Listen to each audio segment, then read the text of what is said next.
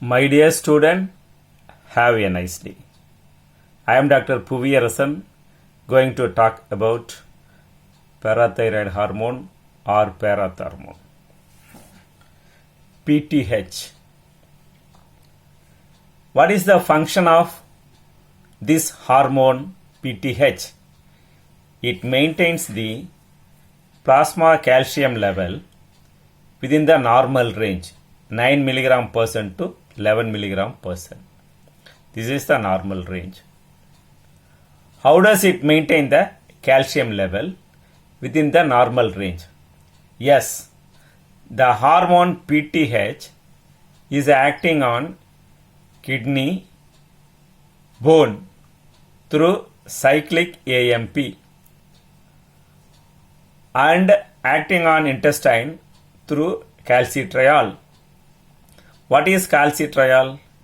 Yes, this calcitriol is formed by PTH. The formation of calcitriol is regulated by the hormone PTH. PTH is regulating the action of 1-alpha hydroxylase present in the proximal convoluted tubule. This will form the calcitriol from 25-hydroxy D3. Calcitriol is 1,25-dihydroxy vitamin D3. It is formed by 1-alpha hydroxylase from 25-hydroxy D3. The calcitriol is the active form of one of the metabolites of vitamin D, whereas 24,25-dihydroxy vitamin D3 is inactive metabolites of vitamin D. How is the calcitriol is acting on the intestine? Yes, the calcium binding protein is the synthesis of the calcium binding protein is increased by the calcitriol. Therefore, the calcium absorption in the intestine is increased. To understand the action of PTH on the bone, we should know the structure of the bone. At least the basic structure we should know. This diagram shows you the relationship of various cells present in a chip of bone. Osteoblast available on the surface of the bone, outside surface of the bone. It covers the surface of the bone except the place at which we have the osteoclast, multinucleated cell, which is involving in the resorption. Resorption means breakdown of the bone to release the calcium into the ECF or bone fluid. So, by osteoclastic activity, calcium is released from the bone. It secretes hydrogen ion and proteolytic enzyme. The hydrogen ion, that is nothing but acid, it dissolves the calcium from the bone. Proteolytic enzyme that will destroy the bone, osteoid. Actually, bone is made up of organic matrix and inorganic component. This osteoblast secrete collagen. Then polymerization of collagen will take place. It forms a collagen fiber. The resultant collagen fiber is known as osteoid. This is organic matrix. Inorganic component is nothing but calcium and phosphate. They are deposited over the organic matrix. This is the osteoblast, bone forming cell. Osteocyte, some osteoblasts are entrapped after the calcification of the bone. Such cells are known as osteocyte. This osteocytic membrane is very, very essential. This osteocytic membrane is formed by the osteoblast and osteocyte. So this osteocytic membrane separate the ECF from the bone fluid. Some bone fluid is available between the bone and one side of the osteocytic membrane. Osteoclast, because of the activity of the osteoclast, osteoids are destroyed, and calciums are destruction of the bone. Especially osteoid is taking place, and calcium is released into the bone fluid. Such calcium is pumped into the osteocytic membrane by the PTH, and on the other side that is pumped into the ECF with the help of the vitamin D3.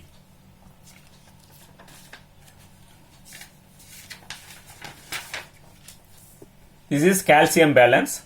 Daily intake is an average intake of calcium is about 1000 milligram entering into the GIT, and calcium is excreted in the stool per day, about 825 milligram, and 300 milligram is absorbed into the ECF per day. 125 milligram is secreted into the GIT. So from the ECF, 175 milligram is excreted through urine. 500 milligram is deposited over bone per day, and 500 milligram is again entering into the ECF. This is the calcium balance, calcium metabolism. 1 kilogram of calcium is roughly approximately available in the human body. Out of this, 99% is available as hydroxyapatite in the skeleton. Hydroxyapatite is nothing but calcium 10, PO4 6, OH twice. The remaining 1% is available in the soft tissue and ECF. Out of this, 50% is diffusible. What is diffusible? Calcium ion, Ca2 plus is the diffusible, in the form of calcium ion. Non-diffusible, 40%. What is non-diffusible? When the calcium is binding with the protein, it becomes non-diffusible because it's a macromolecule. Protein is a macromolecule. 10%, remaining 10% is available as a complex to form. Calcium is forming complex with the bicarbonate and citrate.